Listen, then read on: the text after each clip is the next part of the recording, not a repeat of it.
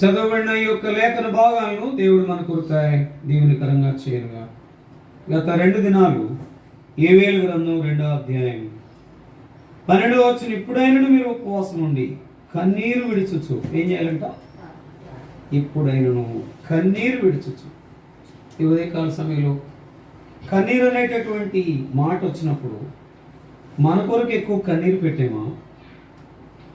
ఆత్మీయంగా నేను ఎదిగలేకపోతున్నానే కన్నీరు పెట్టేమా? లేకపోతే నశించిపోయే ఆత్మల కొరకే కన్నీరు పెట్టేమా?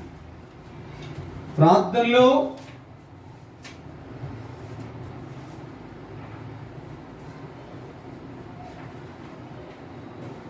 కన్నీరు పెట్టడం అనేది నిజంగా ఎంతో భారం ఉంటే కానీ మనం కన్నీరు పెట్టలేము. ఎంతో బాధపడుతుంటే, కుమిలిపోతుంటే, లేకపోతే ఎంతో రోగం ఎక్కువైపోతూ ఉంటే మనం బాధపడతాం. అది శారీరకంగా.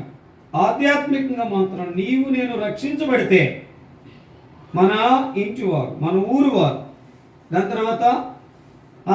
తర్వాత నశించిపోయే ఆత్మల కొరకు ఏం చేయాలంట? కన్నీరు కార్చాలి. అక్కడ కన్నీరు విడుచుచు దుఃఖించుచు, ఇంకా ఒక మాటలో కన్నీరు విడవాలి, దుఃఖించాలి. దాని తర్వాత అక్కడ ఒక మాట ఏంటంటే మనఃపూర్వకంగా తిరిగి నా యొద్దకు రండి. అంటే ఇక్కడ ఇప్పుడైనా మీరు ఉపవాసం ఉంటే 3 చేయాలా. 1 కన్నీరు విడవాలా, దుఃఖించాలా, 3వది మనఃపూర్వకంగా రావాలా. ఈ 3 అనుభవాలు లేకపోతే నీవు నేను ఎంత ఉపవాసం ఉన్నా ఏమి ప్రయోజనము లేదు అనేది జ్ఞాపకం చేసుకుంటే, మనము మరి మొదటి 2 రోజులు మనం చూసినప్పుడు, దయ్యము చూసినప్పుడు యేసును చూసింది, అపోస్తలుడైన పౌలును కూడా చూసింది. గుర్తెరుగుదును అని చెప్పింది యేసు ప్రభు వారిని, పౌలును అయితే ఎరుగుదును అని చెప్పింది.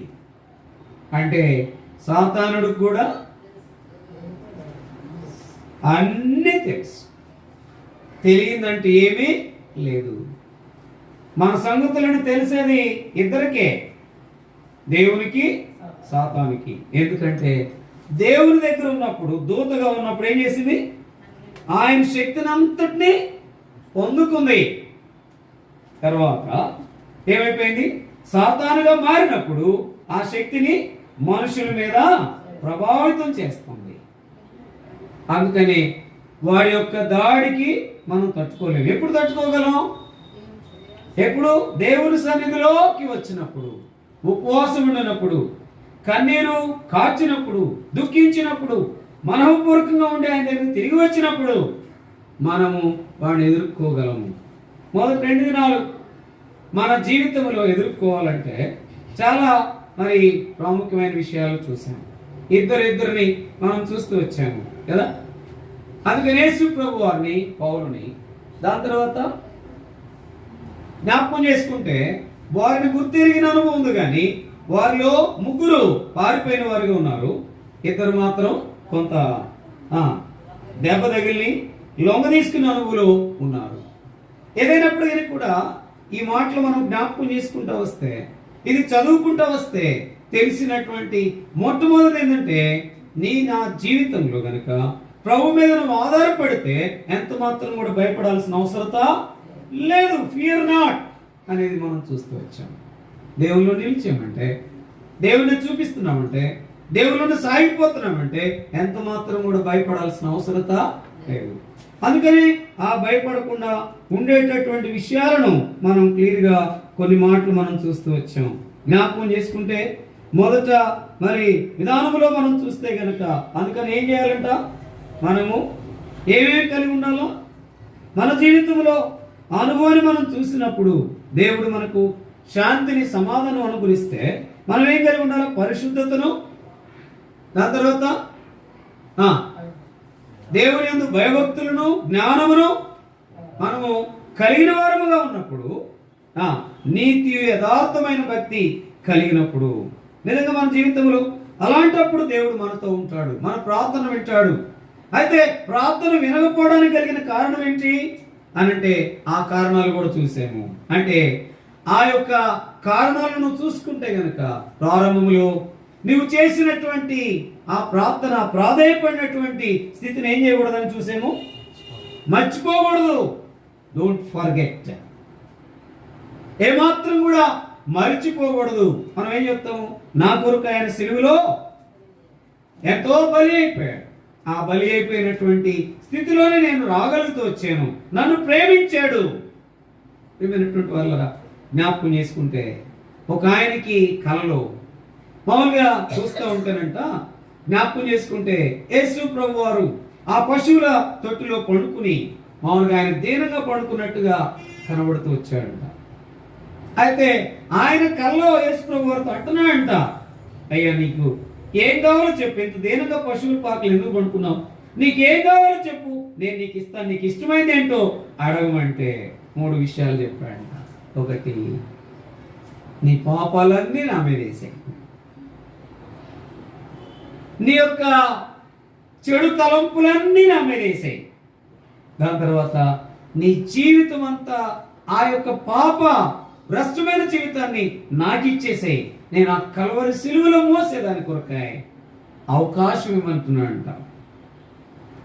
నేను అడుగుతుంది ఏంటి, నువ్వు అడిగేదేంటి, నువ్వు చెప్పేదేంటి అని అంటే, ఆ కలలో ఆయన కనిపించిందంటే, ఇంత ఇట్లా అడుగుతున్నాడండి, నా పాపాలు ఇవ్వని ఎవరైనా అడుగుతారా? నీ పాపాలను నాకు ఇస్తే నా మీద వేసుకుంటా. నీ వ్యభిచారమైన తలంపులు, నీ చెడు తలంపులు, నీ చెడు యొక్క ఆలోచనలు నా మీద ఏమంటే నేను మోస్తా. నాకు ఇవ్వు, అది నా గిఫ్ట్గా నువ్వు నన్ను ప్రేమిస్తున్నావంటే నా మీద ఏం చేయాలో, నీ పాపాలన్నీ వేసే మోపు. మనం కూడా యేసు ప్రభువుని ఎరిగిన వారంగా మన పాపాలను ఏం చేసాము, ఒప్పుకున్నాం ఒక రోజున. అంటే ప్రార్థన చేయాలంటే ఏముండకూడదని చూసాము, పాపం ఉండకూడదని చూసాము. పాపం ఉంది అంటే నేను ఆ ప్రార్థనకు జవాబు రాదు 100%. తరువాత ఆయన అని అంటే, నా కొరకనే నా కోరుకోమంటే, కోరుకునేది ఎవరిని అంటే నిన్నే. నువ్వెవరు అంటే పాపివి. పాపిగా ఉంటే నువ్వు చనిపోతే ఎక్కడ ఉంటావు, నిత్య నరకములో ఉంటావు. పాపి అనే అనుభూలు నా మీద వేసేవంటే నీ పాపాలన్నీ నేను అన్నిటిని క్షమించడానికి వచ్చాను, ఈ లోకానికి పుట్టాను, జన్మించాను, జీవించాను, కల్వరి సిలువకి ఎక్కాను, నా యొక్క రక్తమంతా కార్చాను,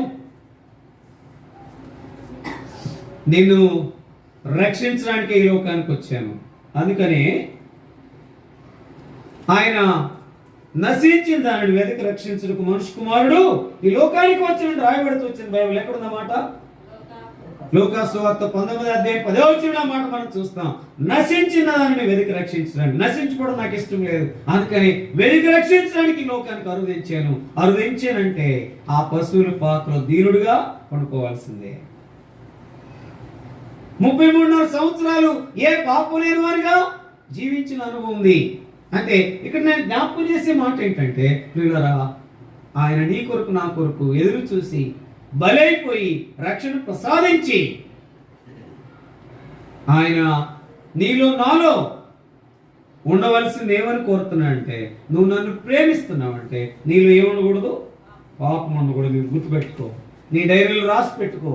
పాపం అన్నది మొట్టమొదటి ఏంటి చెప్పండి, అసలు అవిధేయత. అంతే, ఆయన చెప్పిన మాట వినకపోవటమే. గుర్తుపెట్టుకోండి. ఎన్నో పర్యాయాలు మనం కూడా ఏం చేస్తాము, ఎక్కువగా చెప్పిన మాట నేను. అందుకని పిల్లల దగ్గరికి వచ్చి ఏమంటాం, ఎన్నిసార్లు చెప్పిన మాట వినమంటాం. కానీ మన దగ్గరికి వచ్చినప్పటికే వాళ్ళు అది అడిగితే, నువ్వు చెప్పిన మాట వింటున్నావు డాడీ నన్ను అడిగింది అనుకోండి, జవాబుందా? పిల్లల్ని అయితే మనం కొట్టగలం కానీ తిట్టగలం కానీ వారి దగ్గరికి వచ్చి పాఠం నేర్చుకోవాల్సింది చాలా ఉంది. వాళ్ళు ఈజీగా అంటాం, మాట విలువా, చెప్పిన మాట విలువా, చెప్పింది చేయవా అని అంటాం. మన సంగతో ముందు ఎప్పుడు కూడా దేవుని దగ్గరికి వచ్చినప్పుడు మన సంగతి ఆలోచన చేయాలి. అందుకని ఆయన ఉన్నాడు, ఎప్పుడు కూడా చిన్నపిల్లల్ని దృష్టిలో పెట్టుకోవాలా. చిన్న బిడ్డలు నా యొద్దకు రండి, ఎందుకంటే వాళ్ళకి ఏముంటుంది, పెడితే దగ్గరికి వస్తారు, కొడితే దూరం వెళ్తారు. అందుకనే వారిలో ఏముందంట, పిల్లలు అంటే ఎందుకు ఆయనకి ఇష్టమని ఒక ఆయన చెప్పాడంటే, పిల్లలు అంటే వాళ్ళు ఏది కూడా కపటమో మళ్ళీ మర్చిపోతారు. ఎంత కొట్టిన దగ్గరికి వచ్చి డాడీ మన జీవితంలో మనం దేవుని దగ్గరికి వచ్చి ఇప్పుడైనను కన్నీరు విడువు. అయ్యా, ఇన్ని సంవత్సరాలు నేను రక్షించబడ్డాను, కన్నీరు అనేది ఆత్మీయత కొరకు ఖర్చు చేయలే, పెట్టలేదు, దుఃఖించలేదు, మనఃపూర్వకంగా దగ్గరికి రాలేదేదో పైకి వస్తా ఉన్నా, ప్రార్థన చేస్తా ఉన్నా. చేసిన వ్యక్తిగతంగా శారీరకంగా వాటి కొరకే, ఆధ్యాత్మికమైన వాటి కొరకు చేయలేదు, ఆత్మల కొరకు చేయలేదు, నీలో ఆనందించేదాని కొరకు చేయలేదు, అనేక మందిని ఆదరించేదాని కొరకు చేయలేదు.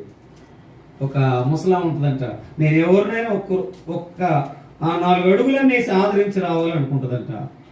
ఒక చాక్లెట్ పట్టుకుంటుందంట, పిల్లడు ఎవరైనా ఇస్తుందంట. ఒక ఇడ్లీ ప్యాకెట్ ఆమె కాకుండా ఇంకోటి కట్టించుకుంటుందంట.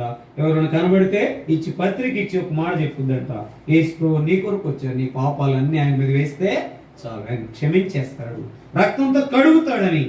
ఆమె జీవిత దినాలను రక్షించబడిన తర్వాత ఏ నాడు పత్రిక ఇవ్వకుండా ఉండలేదంట, ఏ నాడు ఆయన గురించి ప్రకటన చేయకుండా ఉండలేదంట. ఇప్పుడు మన దగ్గరికి వస్తే ప్రార్థన చేస్తామని చెప్పగలం. ఆ ప్రార్థనలో ఇప్పుడైనా కన్నీరు అనేది ఆత్మల కొరకే ఖర్చు చేసినామా? మన జీవితంలో ఎంతో అనుభవం ఏంటంటే, ఇక్కడ నేను జ్ఞాపకం చేసే మాట ఏంటంటే, నేను దేవుని దగ్గరికి వచ్చినప్పుడు ఆ యొక్క శాంతి సంతోషం పొందినప్పుడు మనలో ఆ యొక్క భయము, భక్తి, ఆ జ్ఞానము, ఆ యథార్థమైన అనుభవం. అందుకని మనం ఏం చేయాలంట, ఇలా ఉండాలంటే దేవుని వాక్యాన్ని దేవరాత్రులు ధ్యానించాలి. ఎక్కడుందన్నమాట దేవరాత్రులు ధ్యానించేమవుతాం? యెహోషువ 1వ అధ్యాయం 8వ వచనంలో, దాని తర్వాత కీర్తనలు 1వ అధ్యాయము 8 12 8, ఇది 1వ అధ్యాయం 8వ వచనం. ఆ మాట మనం చూస్తూ వచ్చాం, నిన్న జ్ఞాపకం చేసుకుంటూ వస్తాం. అది కాదు, యెహోషువ 1వ అధ్యాయం అక్కడ కూడా ఉంది. ఇక్కడ ఏంటంటే ఆ మాట కోటి ఒకసారి చదువు. యెహోషువ ఈ ధర్మశాస్త్ర గ్రంథమును నీవు బోధింపక తప్పిపోకూడదు, దానిలో రాయబడిన వాటన్నిటి ప్రకారము చేయుటకు నీవు జాగ్రత్త పడినట్లు దివారాత్రము దాన్ని ధ్యానించిన ఎడల నీ మార్గమును వర్ధిల్ల చేసుకుని చక్కగా ప్రవర్తించు. ఏంటంట, నిజంగా జాగ్రత్త చేసుకునే అనుభవం ఎక్కడుందంట? దివారాత్రములు దాన్ని ధ్యానించినప్పుడు. నీనా ప్రవర్తనను, నీనా ఆలోచనను, నీనా అనుభవాన్ని జాగ్రత్త చేసుకోవాలంటే నీవు దేవుని వాక్యాన్ని చదవాల్సిందే, నేను దేవుని వాక్యాన్ని చదవాల్సిందే, దివారాత్రులు దాన్ని ధ్యానించాల్సిందే. ధ్యానించినప్పుడు నీ మార్గమును ఏం చేస్తావంట? వర్ధిల్ల చేసి అది చేసుకొని చక్కగా ఇప్పుడు మార్గాన్ని వర్ధిల్లాలంటే, చక్కగా ప్రవర్తించాలంటే ఏం చేయాలో? వాక్యము, ప్రార్థన, విశ్వాసము. ప్రార్థన, వాక్యము, విశ్వాసం అనే దాంట్లోనికి మనం రావాల్సిన వారు ఉన్నాం. ఇప్పుడు సాతానుడు చెప్తా ఉన్నాడు, నీ సంగతి అంతా నాకు తెలుసు అని. ఆ సంగతి అంతా తెలిసినటువంటి అనుభవం వాడిని జయించాలంటే ఏం చేయాలా? దేవుని యందు భయభక్తులు ఉంటే తప్ప వాడిని ఎంత మాత్రం కూడా జయించలేము. అది మొదటి భాగం. రెండోది, ఆ వాడిని జయించాలంటే మరి ప్రార్థన ఎట్లా పడితే ఆషామాషాగా ఉండకూడదు, తమాషాగా ఉండకూడదు. ఎట్లుండాలంట? పాపము లేకుండా ప్రార్థనకు ఆటంకం ఏంటో తొలగించుకుంటే గాని, ఆయన యొక్క అనుభవాన్ని గుర్తు చేసుకుంటే గాని, ఆయన నిలిస్తే గాని మనం ముందుకు వెళ్ళలేమని చూస్తూ వచ్చాం. ఇది దేవుడు నాతో మాట్లాడుతుంది ఏంటంటే, కన్నీరు తలపిచ్చింది ఏంటంటే, కన్నీరు విడుచుచు, దుఃఖించుచు, మనఃపూర్వకంగా ఆయన దగ్గర. మనఃపూర్వకంగా అంటే మన మనసంతా, మన హృదయం అంతా కుమ్మరించి ఆయన సన్నిధిలో ఉండాలి. చాలాసార్లు ఆయన సన్నిధిలో ఉండి ఎక్కడెక్కడో ఉంటాం, ఏదేదో చేస్తాం. నువ్వు దేవుని మందిరానికి వచ్చినప్పుడు నీ మనసును కాన్సన్ట్రేషన్ నీ మీద, ప్రభు మీద ఉంచుకో చాలు. చూడండి, ఇది అందుకని నీలో నాలో ఆ మొట్టమొదట అభ్యంతరం ఉన్నా, అవాంతరాలున్నా, దాని తర్వాత అనేకమైన అక్కరలు తీరకుండా నువ్వు నిజమైన అనుభవంలో నిలిచావంటే, భయభక్తులు ఉన్నాయంటే, జ్ఞానం ఉందంటే, పరిశుద్ధత ఉందంటే, నువ్వు ఖచ్చితంగా ఒక దినాన్ని నువ్వు అనుకున్న దానికి ఏం కావచ్చు? రీచ్ అవుతావు. రీచ్ కావట్లేదంటే అర్థం ఏంటి? ఇప్పుడు చెప్పండి. పరిశుద్ధత లేదు, రెండోది భయభక్తులు లేవు, నిజమైన జ్ఞానముతో కూడిన అనుభవం లేదు. ఇది రీచ్ కాదు. రెండోది రీచ్ కాలేకపోతున్నాం అంటే రెండో అనుభవం మాట చూసాం, ఏమాత్రం డోంట్ ఫర్గెట్, ఏమాత్రం కూడా మర్చిపోవాక ఆయన చేసిన అనుభవాన్ని, ఆ ప్రార్థన, ఆయన చేసిన ప్రార్థన ఆయన శోధనలో ప్రవేశింపుకున్నట్లు ఏం చేశాడంట అక్కడ ఆయన ఆ శోధనలో ప్రవేశించినప్పుడు ఏం చేశాడు, ఆయన కూడా శోధించబడ్డాడు అని చూసాం కదా. ఆ మాట చూస్తాం ఎక్కడ, మత్తయి సువార్త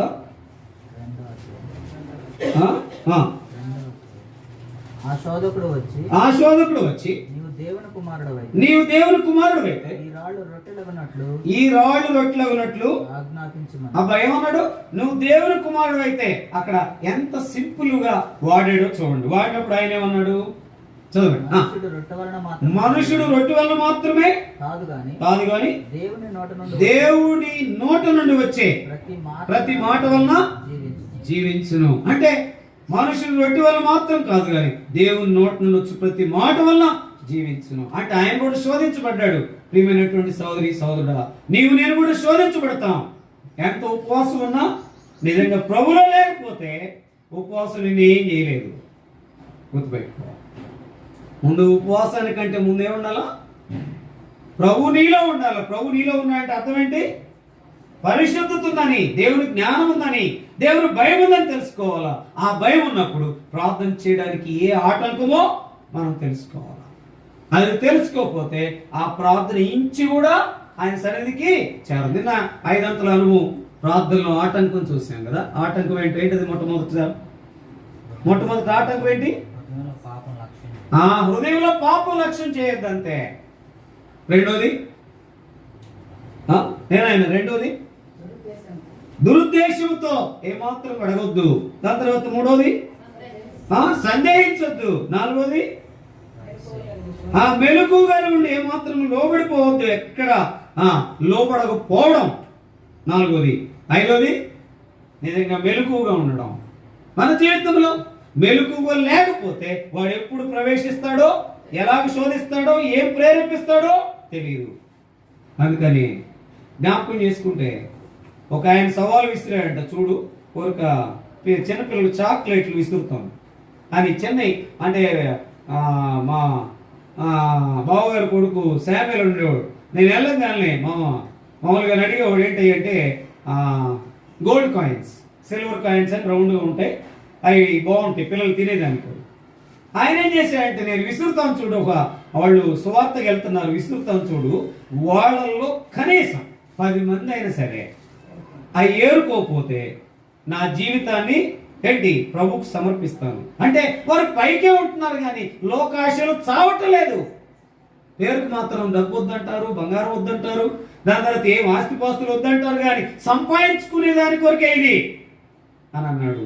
ఆయన పెట్టిన పందెంలో 10 మంది కాదంట, వెళ్ళే దరిదాపు 100 మంది వెళ్తే 70 మంది దాని కొరకు ఆయన అన్నాడంట శవం మీద కాదు చిల్లర తగులుతారు కదా, ఆ చిల్లర ఏరుకున్నట్టు వాళ్ళు ఏరుకుంటున్నారు చూడండి. వీళ్ళు విశ్వాసుల పిశాచుల.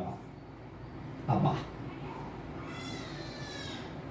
అని అంటే తీరా చూస్తే బంగారు కాయలు అనుకున్నారు కానీ ఆ తొక్కిసలాట్లు ఏమైపోయిందంట, నలిగిపోయింది. అసలు రాలా, తినటానికి పనికిరాలా, వాళ్ళు ఆశించిన దాన్ని కూడా చూడటానికి కూడా ఎంత మాత్రం కూడా వీల్లేదు. పిల్లరా, మనం కూడా ప్రార్థన అంటాం, ప్రార్థన సరిగా చేయలేం. వాక్యం అంటాం, వాక్యము సరిగా చదవలేము, దాని ప్రకారం జీవించలేము. విశ్వాసం అంటాం, ఆ విశ్వాసంలో నిలిచి ఉండలేము. ఎన్నో పర్యాయాలుగా మన జీవితంలో జ్ఞాపకం చేసుకుంటే ఇప్పుడైనను ఉపవాసం ఉండి కన్నీరు విడుచుచు దుఃఖించచ్చు మనపూర్వకంగా నా దగ్గరికి రావాలి. అందుకనే మెలకుగా ఉండి, మెలకుగా లేకపోతే డేంజర్లో పడిపోతాం. మరొక 2 తలంపులు చూసి నేను ముగిస్తాను. జ్ఞాపకం పెట్టుకుని చదవండి. ఇక్కడ మత్తయి సువార్త 7వ అధ్యాయం 21వ వచనం. మత్తయి సువార్త 7వ అధ్యాయం 21వ వచనం. మత్తయి సువార్త ప్రభువా ప్రభువా అని నన్ను పిలుచు ప్రతివాడును పరలోక రాజ్యంలో ప్రవేశింపడు గాని పరలోకమందున నా తండ్రి చిత్త ప్రకారం చేయవాడే ప్రవేశించును. అంటే ప్రభువా ప్రభు అని పిలిచేవారు పరలోక రాజ్యములో ప్రవేశించరు, నా తండ్రి చిత్త ప్రకారం చేయవాడే. ఇప్పుడు అందరు ఏ జాబితాలో ఉన్నారు? ఎక్కువగా ప్రభువా ప్రభు అనే జాబితాలే ఉన్నారు. తండ్రి చిత్త ప్రకారం చేసే అనుభవంలో లేవు. నిజంగా దేవుని శక్తిని పొందుకోవాలంటే దేవుని యొక్క చిత్తములో మనం ఉండాలి. లేకపోతే సాతానుడు ఊరకనే మళ్ళీ ఏం చేస్తాడు? పడేస్తాడు. భక్సింగ్ గారిని ఎందుకు పడేయలేదు? ముందు ఆయన దేవుని చిత్తంలో ఉన్నాడు. దేవుని చిత్తం కంటే ముందేముందంట? ఆయనలో పరిశుద్ధత ఉందంట. పరిశుద్ధత ఈ మధ్యలో ఏముందంట? భక్సింగ్ గారి గురించి ఆయన మహత్తరమైన జ్ఞాని కనుక ఈ లోకంలో దేన్ని కోరుకోక ఆయన వాక్యాన్నే ప్రార్థన కోరుకున్నాడంట. అది జ్ఞానం అంటే. జ్ఞానం అంటే ఏంటి? ఆయన వాక్యాన్ని ప్రార్థనే కోరుకున్నాడు కాబట్టి అది జ్ఞానం. ఆ అనుభవంలోనికి ఆయన వచ్చినాడు కనుక, దైవ చిత్తము ఎరిగినవాడు కనుక లోకాన్ని జయించాడు. అందుకని ఒకవేళ భక్సింగ్ గారి దగ్గర కూడా చెప్పడం నిన్ను జయించలేకపోతున్నాను నేను అని ఉంటాడేమో. ఎన్నోసార్లు ప్రయత్నించి ఉంటాడు. ఇహలోకములో జాషువా డానియల్ గారు ఒక మాట అన్నాడు, నేనైనా కొన్ని విషయాల్లో లొంగేనేమో కానీ ఆయన మాత్రము లొంగలేదు. ఆయన్ని చూసి అందరూ లొంగిపోయి ముఖాన్ని చుట్టానికి కూడా భయపడేవారంట. ఎందుకంటే వాళ్ళ ముఖం కనుక ఆయన వైపు చూస్తే వాళ్ళ సంగతులన్నీ చెప్పేసేవాడంట. ఎందుకు బైబిల్ చదవలేదు, ఎందుకు ప్రార్థన చేయలేదు, ఎందుకు దేవుడు నీలో భయభక్తులు లేవని చెప్తే అందరూ కురికిపై కింద పడిపోయేవాళ్ళంట. ఆయన చేయి పెట్టకపోతే, ఆయన ముఖం చూస్తేనే పడిపోతే ఇక ఆయన చేయి పెడితే ఇంకెట్టుండేదో. భక్సింగ్ గారు వీలైనంత వరకు ఎవరి మీద చేయి పెట్టి ప్రార్థన చేసినట్టుగా నాకు తెలియదు. ముందు మనలో ప్రభువా ప్రభు అని పిలిచేది కావాల్సింది. ప్రార్థన చేసేటప్పుడు ఆయన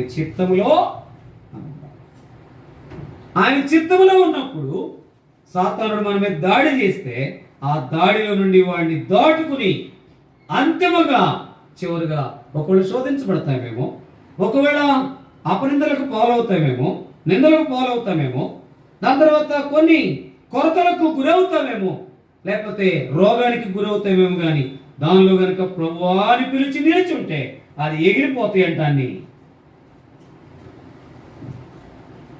అందుకని ఏమన్నాడు? ఆ దయ్యం పట్టిన వాడు ఏమన్నాడు? నేను మిమ్మల్ని గుర్తెరుగుదునని చెప్పాడు. అంతే. అంటే అక్కడ అర్థం ఏంటనమాట? వారిద్దరిలో పరిశుద్ధత ఉంది. యేసు ప్రభులో పరిశుద్ధత ఉంది. యేసు ప్రభు నమ్ముకున్న పౌల్లో కూడా ఏముంది? పరిశుద్ధత ఉంది. మనలో కూడా అలాంటి పరిశుద్ధత ఉంటే సాతాను అవలేలకు ఏం చేయొచ్చు? ఓడించవచ్చు. అంతిమ విజయం మందే. అలా ఉండాలంటే మళ్ళీ మీకు జ్ఞాపకం చేస్తున్నా, పరిశుద్ధత ఉండాలి. That is very very important. నాలో నీలో పరిశుద్ధత లేకపోతే, పరిశుద్ధత లేకుండా దేవుని చూచుట అసాధ్యం. ఎక్కడుంది ఈ మాట చెప్తారా? పరిశుద్ధత లేకుండా దేవుని చూచుట అది కాదా? దేవునికి ఇష్టడైనట అసాధ్యము. ప్రభు పరిశుద్ధత లేకుండా ఎవరు ప్రభువుని చూడలేరు. ఓకే, ఇప్పుడు ఇది దేవునికి ఇష్టమైనట అసాధ్యం అంటే ఎట్లా? అది కూడా ఉంది. విశ్వాసము లేకుండా దేవునికి ఇష్టమైనట అసాధ్యము. పరిశుద్ధత లేకుండా ఎవడునో ప్రభువుని చూడలేడు. అంటే ఇక్కడ నా తలంపు ఏంటంటే, పరిశుద్ధత ఉంటే ప్రభుని చూడొచ్చు, ప్రభుతో గడపొచ్చు, ప్రభు దగ్గర ఏమడిగినా పొందుకోవచ్చు. ఈ పరిశుద్ధత, ఈ యొక్క 3 రోజుల ఉపవాస ప్రార్థన దేవుడు నాతో మాట్లాడేది అంటే ప్యూరిటీ, శాంటిటీ. ఇంకొక మాటలో చెప్పాలంటే మామూలు నిజమైనటువంటి అనుభవంలో ఆయన సోవరిటీ కలిగినటువంటి దేవుడు. అందుకంటే సర్వశక్తివంతుడు. అలాంటి శక్తి మన మీద ఉంటుంది, మనలో ఉంటుంది. అందుకని ఆ సాతానుడు ఏం చేయలేకపోయాడంట? ఏవుని ధైర్యంగా అప్పగించాడంట. ఎవరు?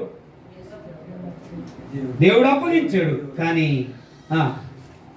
ఏవుని బట్టి సాతానుడు ఓడిపోయాడా? సాతాను బట్టి ఏవు ఓడిపోయాడా? అంటే మనం అందరము ఎవరి వలె ఉండాలని ఇప్పుడు పౌలు వలె ఉండాలి, ఏ వలె ఉండాలి? మనకు మాదిరి అయిన యేసు ప్రభు వారి వలె, మొట్టమొదటి యేసు ప్రభు వారి వలె ఉండాలి. పాత నిబంధనలో ఏ వలె ఉండాలి, క్రొత్త నిబంధనలో పౌలు వలె ఉండాలి. ఈ అనుభవం మనం ఉన్నప్పుడు దేవుడు మాట్లాడతాడు. చూడండి ఒక మాట మనం జ్ఞాపకం చేసుకుంటాం. అపోస్తుల కార్యములు 4వ అధ్యాయము 20వ వచనం. అపోస్తుల కార్యములు 4వ అధ్యాయం 20వ వచనం.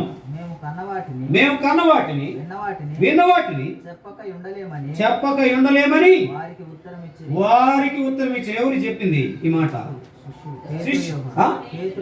పేతురు యోహానులు. మేము కన్న వాటిని విన్న వాటిని మేము చెప్పకుండా ఉండలేము. ఏం కన్నారు, ఏం విన్నారు?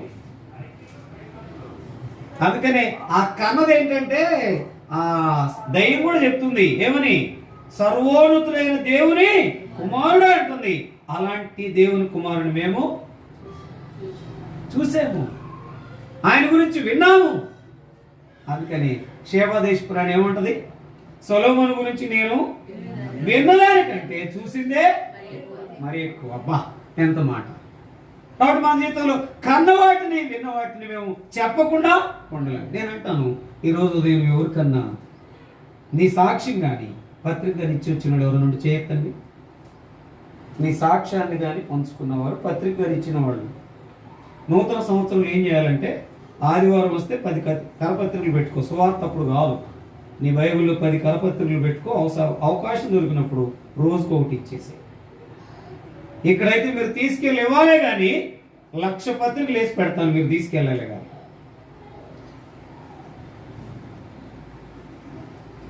మన అవసరాల కొరకు మళ్ళీ మనం మామూలుగా ప్రకటించుకునే విధానం కాదు కానీ ఆయన ప్రకటించాలి. నేను యేసు ప్రభు నమ్ముకున్నాను, యేసు ప్రభు నాలో ఉన్నాడు, ఆయన నీకు కూడా కావాలని నేను కోరుతున్నాను. యేసు ప్రభు రక్షకుడు. అందుకని ఆయన నిజముగా లోకరక్షకుడు. ఎక్కడుందన్నమాట? ఆయన చిత్తాన్ని చేసే అనుభవంలోనికి రావాలి. రెండోది, కన్న వాటిని విన్న వాటిని ఏం చేయాలంట? మేము ప్రకటించకుండా ఉండాలి. ఈ మాట నన్ను చాలా ప్రేరేపణ చేసింది. ఎన్నోసార్లు నేను కన్నాను, విన్నాను, నేను ప్రకటించడం అనేది చాలా తక్కువగా ఉంది. నా సాక్ష్యాన్ని ప్రకటించేది లేదు, నా జీవితం ద్వారా మిమ్మల్ని ప్రకటించేది లేదు, మీ యొక్క చిత్తంలో ప్రకటించేది లేదు.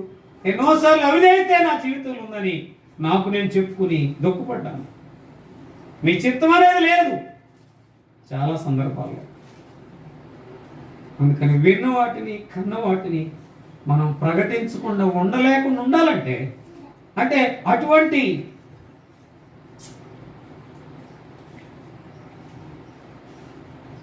అనుభవాన్ని మనం కలిగి ఉండే వారంగా ఉండాలి. నేను ముగిస్తా. జ్ఞాపకం చేసుకుంటే మనం కన్న వాటిని విన్న వాటిని మనం ప్రకటించినప్పుడే వారు అడుగుతారంట, వెళ్ళారు మీరెవరండి? అంటే నేను యేసు ప్రభువుని నమ్ముకున్నాను. చాలా మంది ఏం చెబుతారంట? ఏం చెబుతారు? నేను యేసు ప్రభువుని నేను నమ్ముకున్నానని చెప్పరు. ఏమంటారు? మేము కూడా క్రైస్తవులమే. ఇంకొక మాట, అన్యులు ఏం చేస్తారు? వీళ్ళంత ఎక్కువగా మేము కూడా రక్షించబడిన వారు అంటాం చాలా తక్కువ. దిగిన వారమే. ఎక్కడ దిగారు? మతంలో దిగాం. అంటే నీడలో దిగటం అంటే వాళ్ళకి తెలిసింది ఏంటంటే మతంలో దిగటమే. క్రైస్తవ అనేది మతం కాదు. క్రైస్తవుల్లో కనబడాల్సింది ఏంటి? మార్పు. ఈ మార్పు లేకపోతే ఈ మతం ఏమీ చేయలేదు. నేను తీసుకెళ్ళి శుభ్రంగా నరకంలో పడేస్తుంది నీ మతం. యేసు ప్రభువు వచ్చింది మతం కొరకు కాదు, మార్గం కొరకు వచ్చాడు. పాపిని ప్రేమించాడు. ఆ పాపికి ఇచ్చిన గొప్ప ఆధిక్యత నన్ను పరిశుద్ధులుగా చేసి ఆ పరిశుద్ధులు చేసే ప్రతి మనవిని ఆయన తీర్చడానికి సిద్ధముగా ఉన్నాడు. అందుకని నాకు మొరపెట్టుము, నేను నీకు ఉత్తరం ఇచ్చిన. ఎక్కడ ఉందా మాట చెప్పండి? ఇర్మియా 33:3. కాబట్టి మన జీవితంలో జ్ఞాపకం చేసుకుంటే విన్న వాటిని కన్న వాటిని ప్రకటించే వారు ఉండాలి. ఆయన చిత్తము చేసే వారు ఉండాలి, ప్రకటించే వారు ఉండాలి. చూడండి ఒక మాట చూద్దాం. మనం జ్ఞాపకం చేసుకుంటే పిల్లరా చూడండి అక్కడ. అందుకని ఆదికాండం 4వ అధ్యాయం 1 నుండి 15 వచనాల వరకు చదువుకుంటే అక్కడ ఎవరెవరు కనపడతారు? ఆదికాండం 4:1-15 కనబడితే కయ్యూను హేబేలు కనబడతారు. కానీ కయ్యూను మాత్రం పైకే ఉన్నాడు, హేబేలు మాత్రం హృదయపూర్వకంగా ఉన్నాడు. హృదయపూర్వకంగా ఉన్నాడు. కాబట్టి జ్ఞాపకం చేసుకుంటే ఇది చదువుకోవడానికి టైం లేదు, కానీ తర్వాత చదువుకోండి. ఆదికాండం 4:1-15 చదివితే హేబేలు కయ్యూను కనబడతారు, కయ్యూను హేబేలు కనబడతారు. కయ్యూనేమో అంత పైకి వ్యక్తి గల వారు ఏంటి, దాని శక్తిని ఆశ్రయించలేకపోతే ఏమీ ప్రయోజనం లేదు. అందుకనే దేవుడు ఏం చూస్తాడు? హృదయాన్ని చూస్తాడు. ఎక్కడుంది మాట? మనుష్యుడు పై రూపాన్ని చూసి లక్ష్య పెడతాడు, దేవుడు హృదయాన్ని చూస్తాడు. ఎక్కడుందన్నమాట? మొదటి సమూయేలు గ్రంథం 16:7. ఓకే, చదవండి అన్నమాట. మొదటి సమూయేలు గ్రంథం 16:7. అయితే యెహోవా సమూయేలుతో ఇలాగ సెలవిచ్చెను, అతని రూపమును అతని ఎత్తును లక్ష్య పెట్టకుము. మనుషులు లక్ష్య పెట్టి వాటిని యెహోవా లక్ష్య పెట్టడు. త్రోసివేసి ఉన్నాను. ఆ మనుషులు పై రూపమును చూచి లక్ష్య పెట్టెదరు, గాని హృదయం లక్ష్య పెట్టిన. ఇప్పుడు ఈ హృదయం ఎట్టుంది? లక్ష్య పెట్టేటట్టు ఉండాలంటే కయ్యూను లాగా హృదయపూర్వకంగా ఆయన దగ్గరికి రావాలి. లక్ష్య పెట్టలేదంటే క్షమించండి, హేబేలు లాగా మనం ఎట్లుండాలా? హృదయపూర్వకంగా రావాలి. హృదయపూర్వకంగా అర్పణ తెచ్చాడు, ప్రాముఖ్యమైన దాన్ని ఇచ్చాడు, మొదటి దాన్ని ఇచ్చాడు. అంత మాత్రం కాదు, ఆయన అర్పణలు ఏమున్నాయంట? 3 ఉన్నాయి. పరిశుద్ధత ఉంది, శ్రేష్టత ఉంది, భయభక్తులతో అర్పించిన వాడు ఉన్నాడు. అందుకనే ఆ అర్పణను అంగీకరించాడు. మన అర్పణ కూడా అంగీకరించాలంటే, మన ప్రార్థన కూడా అంగీకరించాలంటే మనం మనఃపూర్వకంగా ఆయన దగ్గరికి రావాలి. అంటే హృదయపూర్వకంగా రావాలి. హృదయపూర్వకంగా వచ్చినప్పుడు దేవుడు ఇవ్వందంటూ ఏది కూడా ఉండదని నేను జ్ఞాపకం చేస్తున్నాను.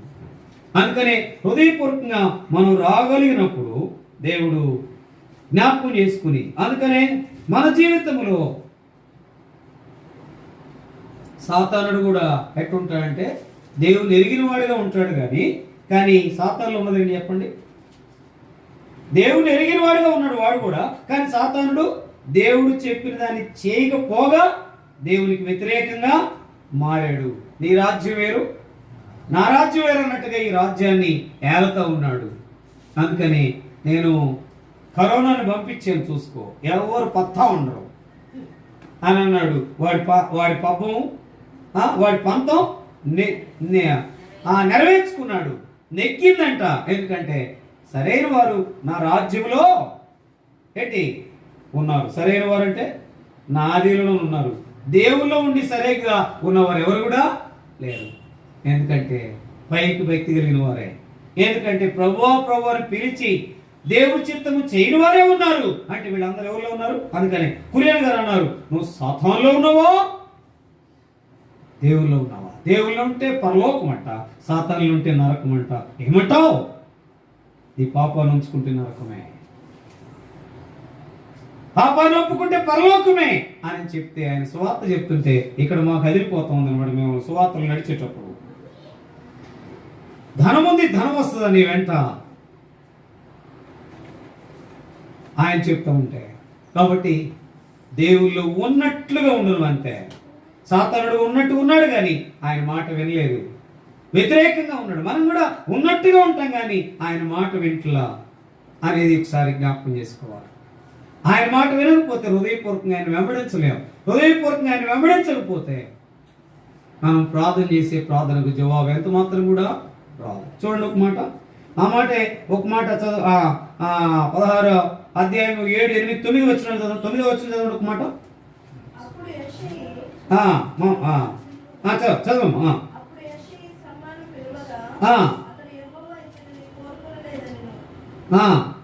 ఏంటంట, ఇక వరుసగా సమయాలు పిలుస్తూ ఉన్నాడు. ఇక వరుస 1 నుండి 7 వరకు ఎవరిని కోరలేదు. చిన్నవాడైన దావీదుని ఏం చేశాడు? కోరుకున్నాడు. అంటే నువ్వు యథార్థంగా ఉంటే, చిన్నతనంగా ఉన్నావా, పేదరికంగా ఉన్నావా, నీ వస్త్రం బాగాలేదా, లేకపోతే నీ సంగతులు బాగాలేదా, ఎవరిదో ఫోన్ వస్తుంది చూడండి. ఎవరిదమ్మా? కాబట్టి జ్ఞాపకం చేసుకుంటే ఏది వేసుకున్నావు, ఏ వస్త్రం వేసుకున్నావు, ఏం తిన్నావు, ఎక్కడ నివాసం ఉంటున్నావు అన్నది ప్రాముఖ్యం కాదు. కానీ హృదయపూర్వకంగా ప్రభులో ఉంటే చాలు. ఆ ప్రార్థన ఆయన అంగీకరిస్తాడు. మొట్టమొదట దేవుని చిత్తంలో ఉంటుంది. రెండోది ప్రభువా ప్రభువా అనేటటువంటి పిలిచిన ఆ అనుభవం కాకుండా దేవుని చిత్త ప్రకారం చేసే అనుభవం మనం ఉందాం. అప్పుడే ప్రార్థనకు జవాబు వస్తుంది.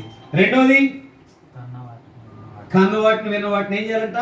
ప్రకటించే జాబితాలో మనం ఉండాలి. అప్పుడు సాతానుని ఈజీగా మనం జయించవచ్చు. చూడండి ఒక మాట మనం చూస్తే జ్ఞాపకం చేసుకుంటే చూడండి, మన జీవితంలో అప్పుడు ఆయన ప్రార్థన ఆలకిస్తాడంట. అప్పుడు మనమే అంగీకరిస్తాడంట. ఆయన ప్రార్థన చేయగా ఉత్తరం ఇస్తాడంట. ఈ 3 మాటలు చూసి ముగింపులోకి వద్దాం. చూడండి, ఆయన ప్రార్థన ఆలకించేవాడు. ఎక్కడుంది మాట? యెషయా గ్రంథం 65 అధ్యాయం 2వ వచనం. 65 2వ వచనం చదవండి. కీర్తనలు 65 అధ్యాయం 2వ వచనం. ప్రార్థన ఆలకించువాడా నీ వద్దకు వచ్చేది. ఆయనకి అంటే ఆయన దగ్గర ఏ గుణం ఉందన్నమాట? ప్రార్థన ఆలకించువాడు. నువ్వు ప్రార్థన చేస్తే ఆలకిస్తాడు అంతే. నీకు కావాల్సింది ఇస్తాడు అంతే. అయితే నువ్వేం చేయాలా? ఆయన చిత్త ప్రకారం చేయి. ఇప్పుడైనా నువ్వు ఉపవాసం ఉండి. అందుకనే అపోస్తుల కార్యములు 19వ అధ్యాయము ఒక మాట 18వ వచనం చదవండి పెద్దగా స్పష్టంగా. విశ్వసించిన వారు అనేకులు వచ్చి తాము చేసిన వాటిని తెలియజేసి ఒప్పుకొనిది. అబ్బా, తాము చేసిన వాటిని విశ్వసించిన వారు అనేకులు వచ్చే తాము చేసిన వాటిని ఒప్పుకొనిది.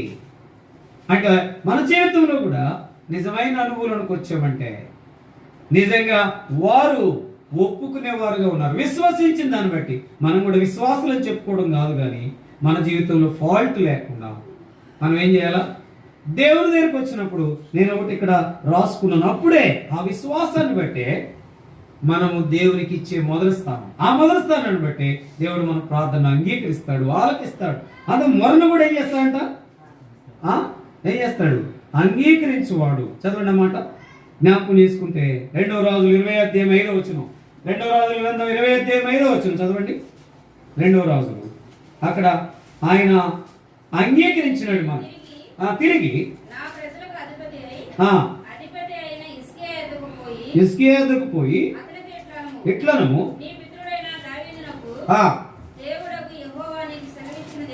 ఏమనగా నీ కన్నీళ్లు విడిచి చూచితిని, నీవు కన్నీళ్లు విడిచి చూచితిని, నీ ప్రార్థన నేను ఇప్పుడు కన్నీళ్లు విడిచేటప్పుడు చూస్తే ఆయన వెంటనే ప్రార్థనకి ఏమిస్తాడంట? జవాబు అంగీకరిస్తాడు. నువ్వేం అడిగినా.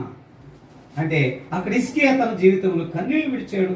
ప్రార్థన అంగీకరించిన అనుభవం ఉందంటే ఫాల్ట్ లేకుండా చూసుకున్నాడు. అంటే తనలో ఉన్నటువంటి బలహీనతను అంటే నేను అంటాను ఒప్పుకుని ఒప్పుకున్నాడా?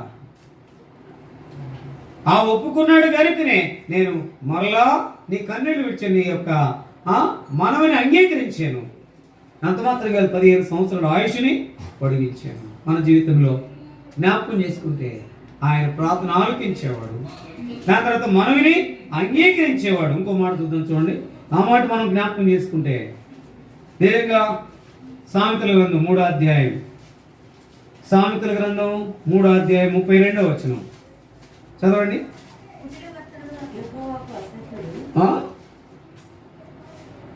సామెతల గ్రంథం 3వ అధ్యాయము 32వ వచనం. అసహ్యుడు యథార్థవంతులకు ఆయన తోడుగా ఉంటాడు. కాబట్టి మన జీవితంలో ఆ అనుభవానికి వచ్చినప్పుడు ఆయన తోడుగా ఉంటాడు. అందుకని ఆ మాట కూడా ఒక మాట చూడండి. జకరియా గ్రంథం 13వ అధ్యాయం 1వ వచనం. జకరియా గ్రంథం 13వ అధ్యాయము 1వ వచనం. ఆయన మనకు తోడుగా ఉంటాడు. ఆ దినమున అపవిత్రతను పరిహరించుటకై దావీదు సంతతి వారి కొరకు, యెరూషలేము నివాసుల కొరకు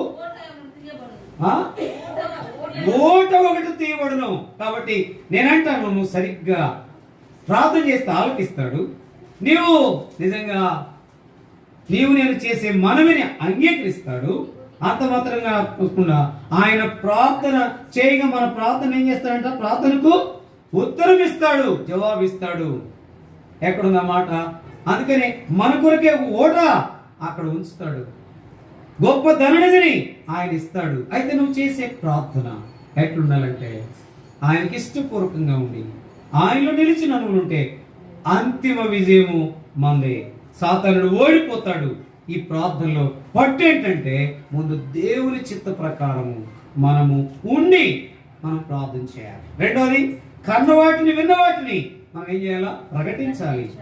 దాని తర్వాత నిజమైన అనుభవంలోకి వస్తే అప్పుడే మనల్ని కాపాడుతాడు, జ్ఞాపకం చేసుకుంటాడు. ఈ కరోనా వైరస్ నుండి ఇప్పుడు మనం ఎక్కువగా ప్రార్థన చేసేది ఏంటంటే కరోనా సెకండ్ వేవ్ అనే దాన్ని ఎక్కువగా స్పష్టంగా చేయండి. ఆయన మనల్ని కాపాడుతూ వచ్చాడు.